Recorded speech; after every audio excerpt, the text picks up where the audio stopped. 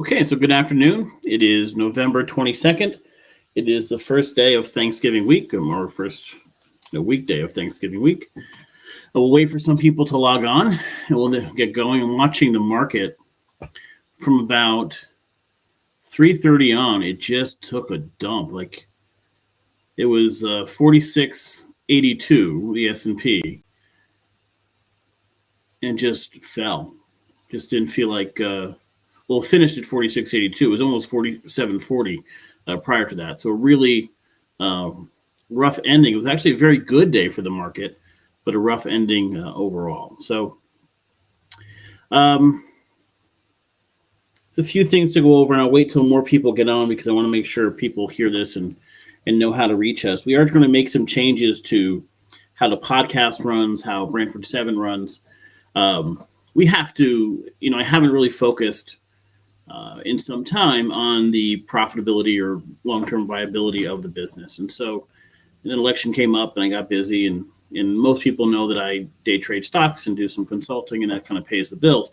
But I do want to make some changes to Brantford 7 to get to a point that it can stand on its own. So how that affects you is something I want to go over with most of our viewers. I know most people don't watch this live, but if you get a chance, a couple things you can do. Now, if businesses advertise, you'll see some of those businesses here. But if you are watching us on YouTube, please press the like button. If you're watching us on Facebook, press the like button, share, promote it to your friends, that sort of thing. That's always a huge help.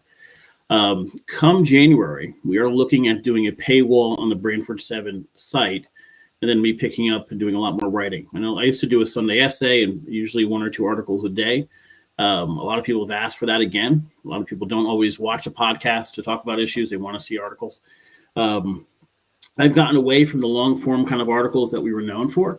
And so I'm going to start making that a goal next year of getting those articles back out there. However, for those that want to subscribe and read, I appreciate that, but there'll be a price. I don't know what it is, probably like $8 or $9 a month that you'll get your first 5 articles for free. And after that, there'll be a paywall up. And it's just because we have to.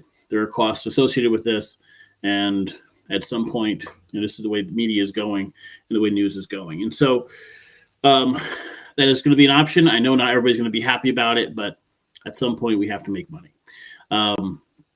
That said, we have many donors. You'll be grandfathered in, you'll get your passes, and you'll be able to read everything.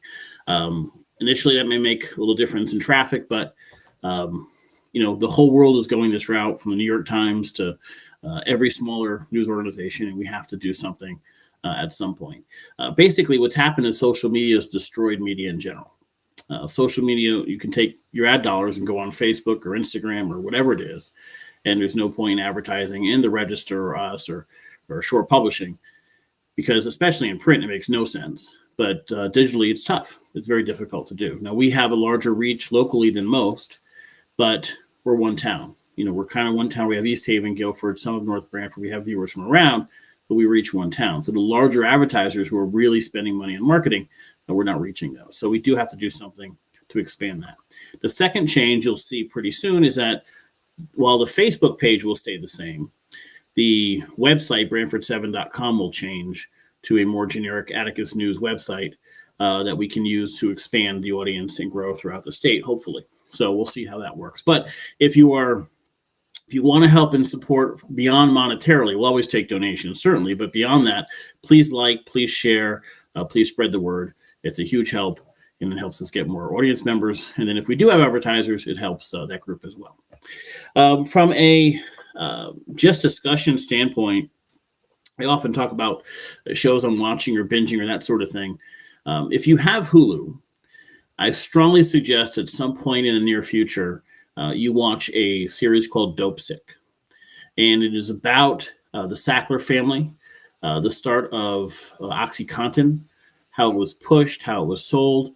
It does a spectacular job of detailing the pharma company's mentality, what they're trying to do, the tactics they use to push this drug and to get more people taking it, the impacts in real life on doctors and patients and what happened, and then that slow transition that so many, unfortunately, even in Brantford on the shoreline, we know because we've seen deaths due to heroin abuse, the transition from opioids from OxyContin to switching to heroin because it was just so much cheaper.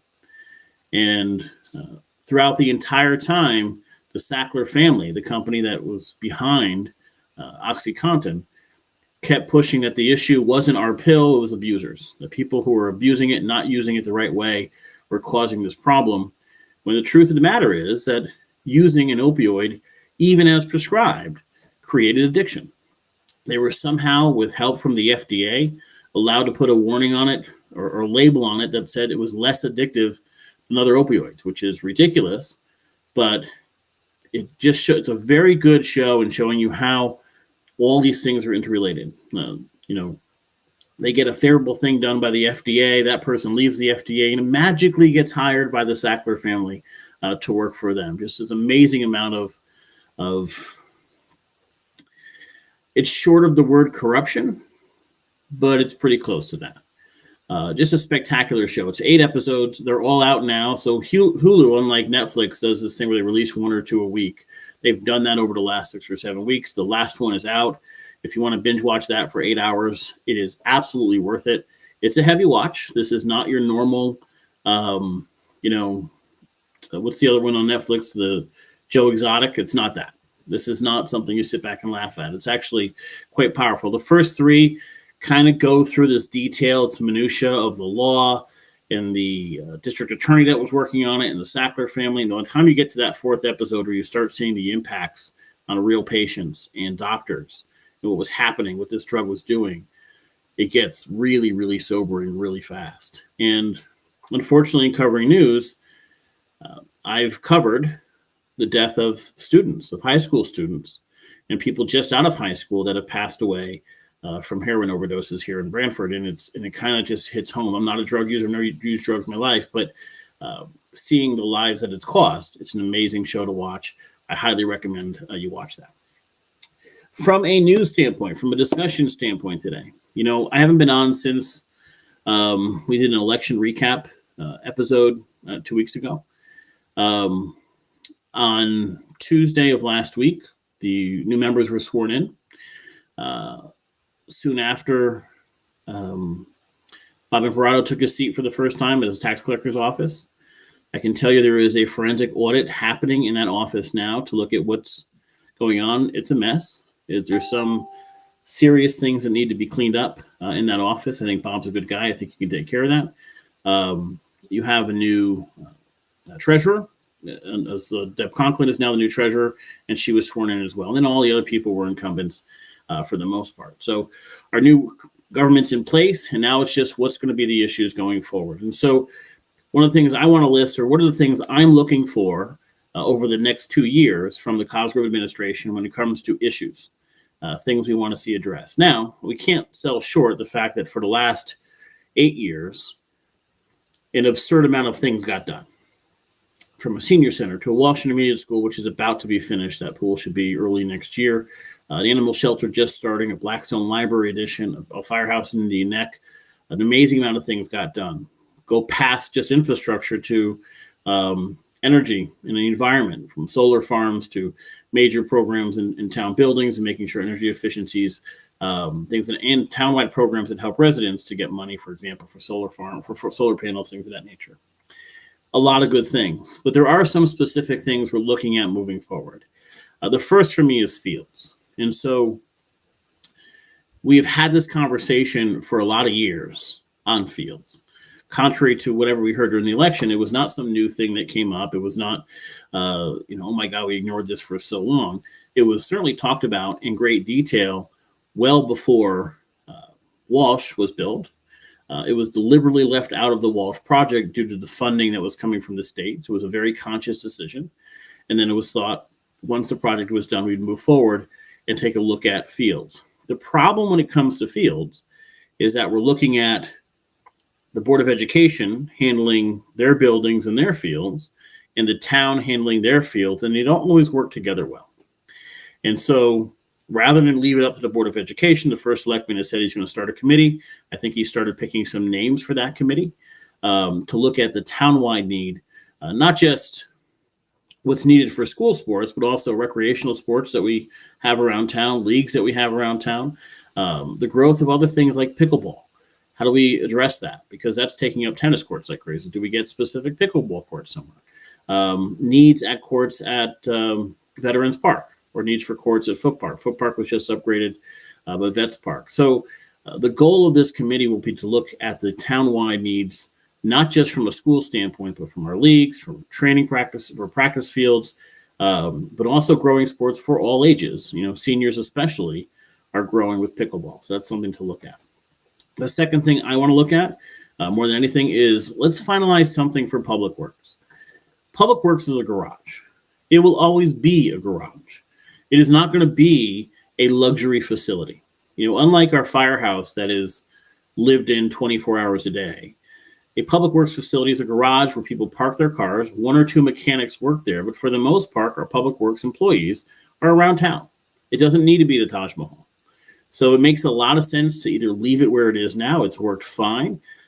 Unlike a police station or a fire station, it doesn't need to have a central location. There's no sudden emergencies typically. They come out and clean in some accidents, but it doesn't need to be dead center in the town. So location now actually makes a lot of sense. If some long-term deal can be worked out, that makes sense to me. At least finalize that. Nothing takes away from so much that's gotten done so far in the town. I don't think Public Works was ever the priority over a Walsh Intermediate School or a firehouse in Indian Neck or an animal shelter. However, it would be nice to finalize that and get that written in stone. And then finally, what I'd like to see is some sort of long-term planning started. It's a big project, but started on Sliney. Sliney is an outdated school.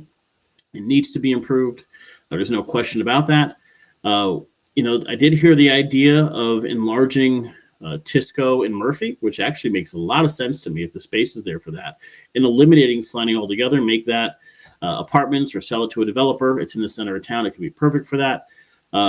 Or is there another solution to that problem? We have, 2/3 of our kids are going to relatively new schools at the elementary level, whether it's Tisco or Murphy, and then we have Sliney. And so certainly the facilities are less than what other students have to put up with. So the 3 major things I'd like to see looking forward are those things. Politically, what am I expecting? The Democrats just took a massive beating. They ran unarguably the most negative campaign I'd seen. I think most people had seen. They made accusations that were way from left field, just didn't make any sense, were inaccurate. And I think the voters said enough. Now, they still got a couple thousand votes, and I kind of wonder who those people are that said, yes, I want that vision, that dishonest vision, as opposed to the Cosgrove administration. But whatever, it happens, it's an election. But where do you go if you're them? We generally are better off when we have strong political parties in really strong debate. Now, Cosgrove has been a fairly bipartisan ticket. Worked very closely with many Democrats. Multiple Democrats donated to his campaign. Multiple Democrats publicly had signs on his property. So it is a bipartisan administration, but we are helped when we have a functional Democratic Party as well. And we're kind of getting indications early on they're going to just attack and throw stuff at the wall. So we have, I believe, some ethics complaints been filed, some complaints to the RTM has already been filed. I mean, they're just going to make it, let's throw as much as we can at the wall and see. My hope is that ends. They chose Tracy Everson to be the head on the RTM. Now, to those not familiar with Brantford government, I don't want to mislead anybody here. There's Democrats, which there are thousands of those in town. We're not talking about those people. There's Democrats that hold office, like the Board of Finance or Board of Education, that sort of thing. In general, they're not very partisan. And then there's the Democrats on the RTM, which tend to be extremely partisan. And they've chosen as their minority leader Tracy Everson. I have talked about Tracy Everson multiple times on this podcast. I have called her multiple times the dumbest RTM member I've ever covered. I will stand by that and give examples of that all day long. The statements made don't make sense. And quite frankly, even during the campaign, in the letter she wrote to the editor to the Sound, was so factually wrong. I don't know what meeting she's in. What she's saying isn't true. I went back and watched some of the election night coverage. I know I was live and many people watched that, but election night, BCTV did some coverage too. And some of her statements there were, I don't know if you know how government works. So It's going to be interesting. I'm guessing there wasn't anybody else who wanted it. And so it'll be a very interesting year. What we saw in the election is most people don't want to deal with that. And I think that will hold up over the next 2 years. Going to an actual topic to talk about that's beyond just Brantford. Connecticut Mirror ran an article, and it's an interesting one because it makes us ask some questions about journalism. And the article is Connecticut Mirror posted November 21st. It has three names, Dave Altamari, Erica Phillips, and Katie Golvala as authors. It's under investigations. And it also says a fourth author who's well known in the Mirror, Mark Pazniokis, who I have a lot of respect for, actually. But the article basically comes across as some sort of expose on Ned Lamont and his wife. Now, Ned Lamont is a business person. When we see people running for office, typically they come from two different fields, right? There's the career politicians, the Chris Murphys of the world, the Blumenthals of the world, the people who have been in politics their entire life. They've been running for office their entire life. They're polished at speaking. They know how to communicate well. They've made their money either marrying into it or, some connections through politics. And there's always a question on how somebody in politics gets so wealthy. Blumenthal married into it. John Kerry married into it. Chris Murphy is one of the less wealthy members of Congress. I don't think he's wealthy at all. But, he can leave his job and get a consulting job for a large amount of money without at any time. So there's those people who are career political people. And then there are business people. And last governor election, we had Bob Stefanowski, a business person, versus Ned Lamont, a business person. And the business person many times is less polished when it comes to communicating with the public, but they're business people. They think in terms of investments and long-term thinking and growing a business and human resources and productivity. Those are keywords that you don't often hear from career politicians that run. So often you get this kind of mixture of people running. Those are the two different fields that most people are in. And so Lamont is a business person, not the most brilliant communicator, kind of nerdy, started a cable company. His wife is considered brilliant in her field. She works with a hedge fund, or basically a financing fund, I shouldn't say hedge fund, that funds many other smaller companies. And this article basically says that Annie Lamont, Ned Lamont's wife, is part of a company that funded another company that is in part in Brantford that made money during COVID. And made money because they bid on and received contracts to do COVID tests, many of which were done here in Brantford. Now, it's a long article, and I will tell you this, they found the longest possible way to say the least amount. It was just nothing here is of consequence. For the life of me, I can't figure out who's actually accusing anybody of anything. It doesn't start off by saying somebody's accusing anybody. It doesn't start off by saying, what will happen wrong. It clearly states multiple times that the ethics board said nothing was wrong. The details are this. There's a company called SEMA4, S-E-M-A and the number 4. And they were a company that was of various degrees successful. They received under Malloy a grant from the state as part of an economic development package. When that happened, a company called Oak, what's the full name? Oak HCFT, whatever we'll just say Oak. Annie Lamont is a member of that, possibly the leader of that company, and they invest in other companies. And so they invested in this SEMA4. Completely normal. When the government gives loans to companies, it's very normal for a venture capital firm or an investment firm to say, wait a minute, that gives some credibility to that company. I have no problem investing in that company. So from an investment standpoint, that's a normal thing. If you find out Joe's Lemonade Stand gets a big loan from government, it may behoove you to say, let me see if I can be part of that. Because government's one of the best loans you can get. It means somebody saw something. It means they may get contracts in the future. It could be very positive for any a venture capital firm or business funding firm to get involved. So they did that. They were a company that did some sort of pharmaceutical stuff. When COVID happened, they bid. They said, they have all this space. Let's pivot. and let's do COVID testing. And when that happened, they bid on states' requests for proposals for COVID testing. As you know, during that time, the state was sending out this stuff fast and furious. We need tests done. We have money. We'll throw money at it. And a lot of companies bid on it. And this company got that bid. Did much of the testing here in Brantford. Again, Annie Lamont's company said, we're supportive of this company. We've already invested in this company in the past. And now that they're getting this contract from the state, we want to invest in them again. Nothing wrong with that. In fact, it's smart business.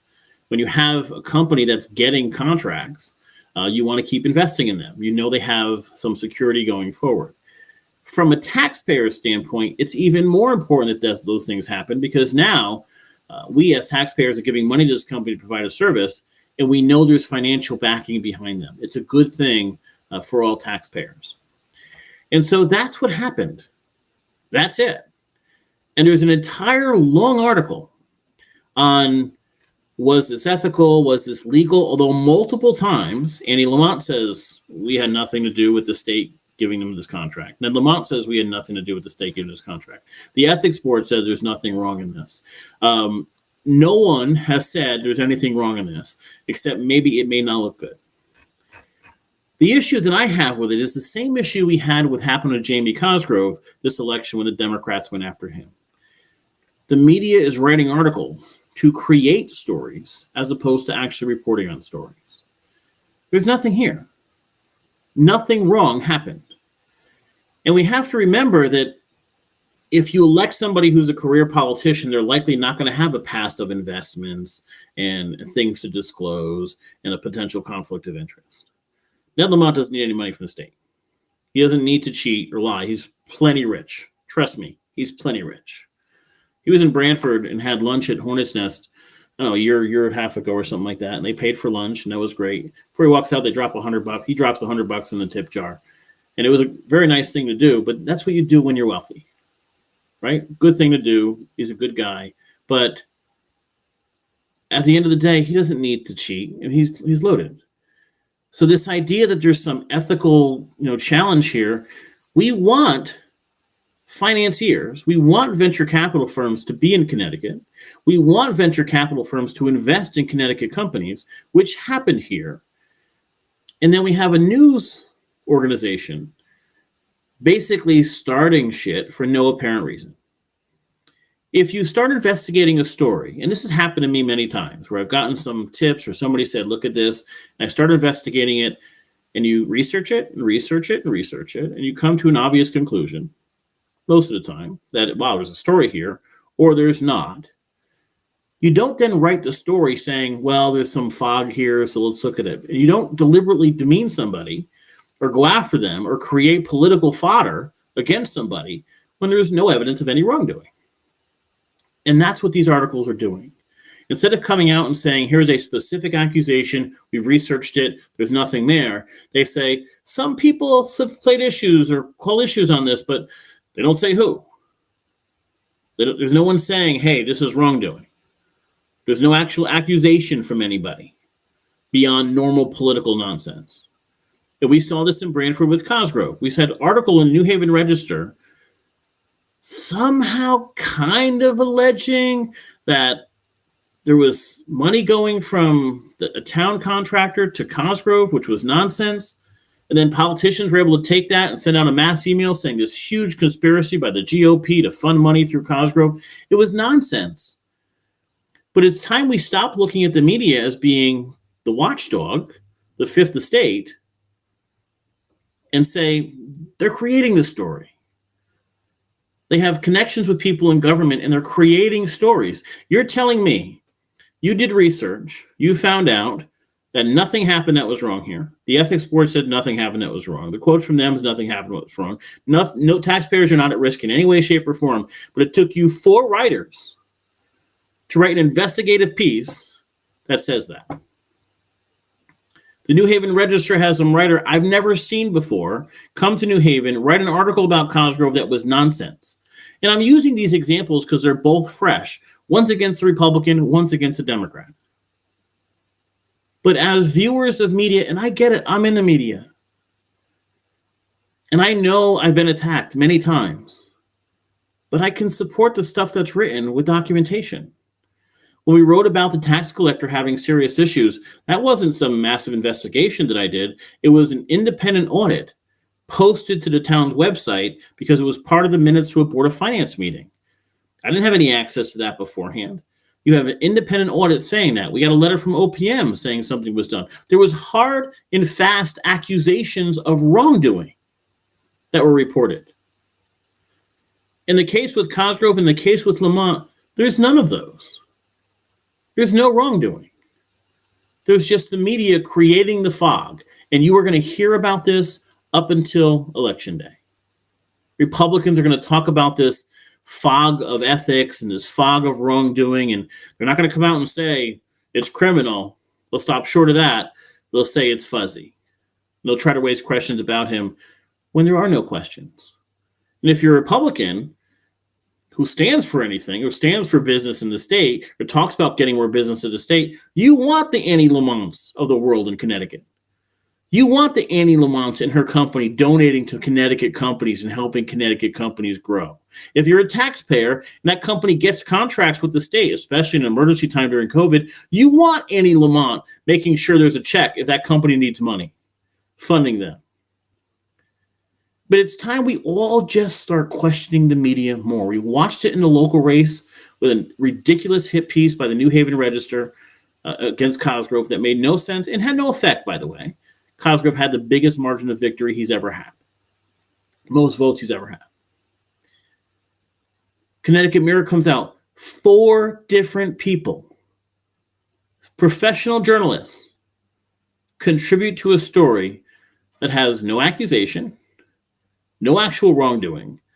It just reports on this fog that they have done more to promote than any political party could have. And now they will be the political fodder for the Republican Party from now to Election Day 2022.